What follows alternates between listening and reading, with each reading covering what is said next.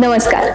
व्यवसाय करताना वय नाही तर विचार मोठे असावे लागतात आणि MA त्याच विचारांना मार्गदर्शन देत असते. आजचा पॉडकास्ट थोडा खास आहे कारण आज आपल्यासोबत 13 वर्षाची खुशी जगताप आहे. खुशीने आपल्या इंटरनॅशनल बिझनेस एक्सपो मध्ये फूड सेक्टर मध्ये भाग घेतला आहे. हाय खुशी. हॅलो. तू MAच्या इंटरनॅशनल बिझनेस एक्सपो मध्ये भाग घेतलाय, तर कशी फिलिंग आहे, काय वाटतं तुला? मी खूप हॅपी आहे की मला MBAचा पार्ट बनायचं भेटत आहे. मला असे सेल करता येणारे प्रोडक्ट्स आणि मग मी लोकांना माझे प्रोडक्ट्स देऊ शकते. मला असा आनंद होतोय की मी MBAचा पार्ट बनली. सो काय प्रोडक्ट आहे, काय काय तू फूड स्टॉल वर तुझ्या ठेवणार आहेस? आपल्या फूड स्टॉलचं पहिलं तर नाव देवा मला पाव आहे. आपण ते सगळ्या प्रकारचे पाव, वडापाव, शेवपाव, दाबेली असे पाव ठेवणार आहे आणि चहा.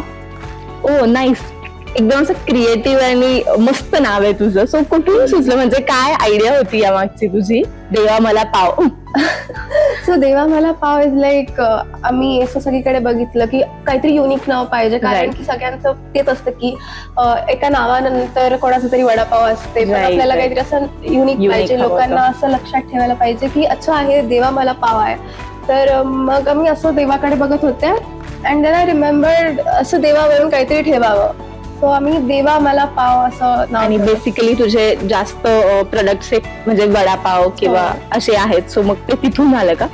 हो, देवा मला पाव असं इज लाईक आता वडापाव जे असते ते सगळीकडे असते आणि बेसिकली वडापाव आहे ते त्याची असं नेसेसिटी खूप आहे, पण लोकांना ते खावंसं नाही वाटत आहे बिकॉज ऑफ इट्स अनहायजेनिकनेस.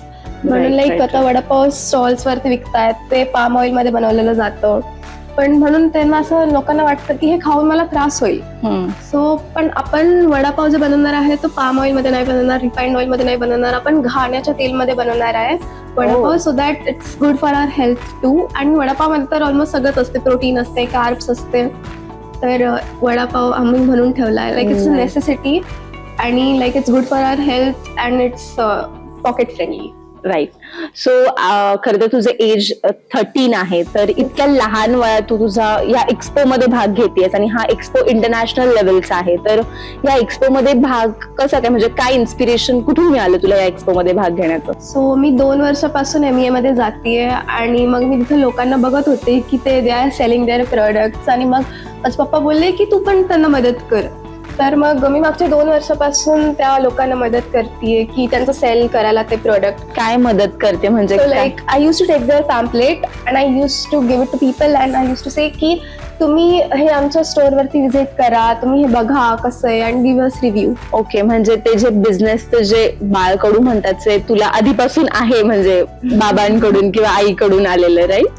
हो, माझे पप्पा पहिल्यापासून बिझनेस मध्ये आहेत, सो त्यांनी मला पण शिकवलं की कसं वगैरे करायचं असते. ओके, तो मग सो तुला ह्याच बिझनेसला पुढे डेव्हलप करायचंय फूड सेक्टर मध्ये? ऑब्व्हियसली मी ह्याचा इन्कमनी मी इन्व्हेस्ट करणार आहे, असे वेगवेगळे स्टॉल्स टाकणार आहे मी, ह्याच्याने इन्कम येईल त्याने. ओके, म्हणजे एक्सपो मधून जे काही इन्कम येईल तर त्याच्यातून तू एक्सपांड करणार आहेस तुझा बिझनेस वेगळ्या एक्सपांड करणार. राईट. आणि आता तू बोललीस की MA सोबत तू गेल्या 2 वर्षांपासून कनेक्टेड आहेस, तर कसा होता एक्सपिरियन्स MA सोबतचा? कारण तिथे तर बरेचसे मोठे मोठे बिझनेस ओनर्स आहेत, एंटरप्रेन्युअर्स आहेत, तर त्यांच्यासोबतचं तुझं रिलेशन कसं आहे? इवन दो ते खूप एज्युकेटेड आहेत, ते खूप असं डाऊन टू अर्थ आहेत, they help us, they teachers. ते असं नाही करत की तुला तर हे नाही येते तर तू हे नको करूस, असं बिलकुल नाही करत. ते टीचर्स की तू कसं करणार आहेस, तू कसं करणार, and it's like jolly nature. त्यांचं सगळ्यांचं असं नेचर आहे की they will teach you. Okay, आणि तू स्टडी करत करत हे पण करतेस, तो मग ते बॅलन्स होतं का? नाही, हे बघा, आता आपण जे स्कूलमध्ये शिकतो ते is not applicable when I grow up, right? So AI will obviously replace it, पण आता if I do business it won't replace it. So मी हे करायचं ट्राय करते, बिझनेस करायचं ट्राय करते, सो मला पण कळत आहे की बिझनेस कसा करायचा आहे. आणि मग I want be like sitting at home Wien I grow up. Nice. तुझ्या एजच्या मुलांना तू काय सांगशील बिझनेस बद्दल, जर त्यांनाही बिझनेस करायचा असेल तर? So like take help of others. तुम्ही हेल्प घेतली तर काही हे नाहीये की म्हणजे तुम्ही असं हे नाही बनून जाणार की मजबूर किंवा असं काहीतरी. हो, तुम्ही असं लहान नाही बनून जाणार की तुम्ही जर मदत घेतली तर obviously you should take help, you should ask people. जे लोकांकडे एक्सपिरियन्स आहे you should take that experience, कारण की तुम्ही आता एक्सपिरियन्स नसणार तुमच्याकडे. So you should take that experience आणि मग तुम्हाला कन्सिस्टन्सी इज द की. थोड्या थोड्या वेळाने तुम्हाला अप्स अँड डाऊन्स येणार, बट तुम्ही ते करत राहिलं तरच मग तुमचा बिझनेस ग्रो होईल. राईट. आणि तुझ्या ह्या बिझनेसच्या जर्नीमध्ये तुझ्या मम्मी पप्पांची किंवा आजी आजोबांची कशी हेल्प होते तुला? माझी आजी, माझे पप्पा, माझे बाबा मला सांगतात की कसं बोलायचं असतं. माझी आजी मला सांगते की त्यांच्यामध्ये काय काय इंग्रेडियंट्स लागतात, how can you make the vada pav और chai more tastier. And my father teachers me how to speak with customers. Right. Okay, nice. So आजीकडून तुला प्रोडक्ट कसं बनवायचं Yes. आणि बाबांकडून ते प्रोडक्ट कसं विकायचं या दोन्ही गोष्टी तुला घरात शिकवल्या जात आहेत, राईट? हो. आताचा MEA चा इंटरनॅशनल बिझनेस एक्सपो होतोय, तर त्या एक्सपोची कुठली इम्प्रेसिव्ह गोष्ट तुला वाटते? सगळे लोक आता एकत्र येणार आहेत, वेगळ्या वेगळ्या कंट्रीज मधून येणार आहेत, सगळं असं वेगळं त्यांचं क्युझिन असेल.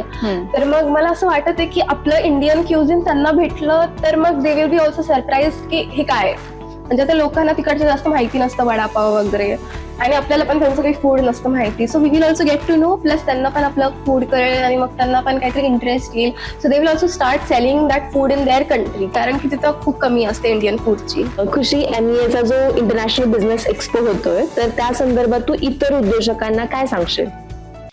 सो आमचा MEA ट्रस्टमुळे आम्ही इथं एक स्टॉल बुक केलेला आहे. माझा स्टॉलचा नंबर आहे F24 देवा मला पाव.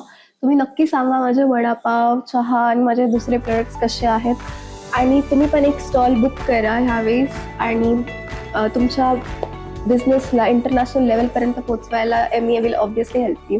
थँक्यू.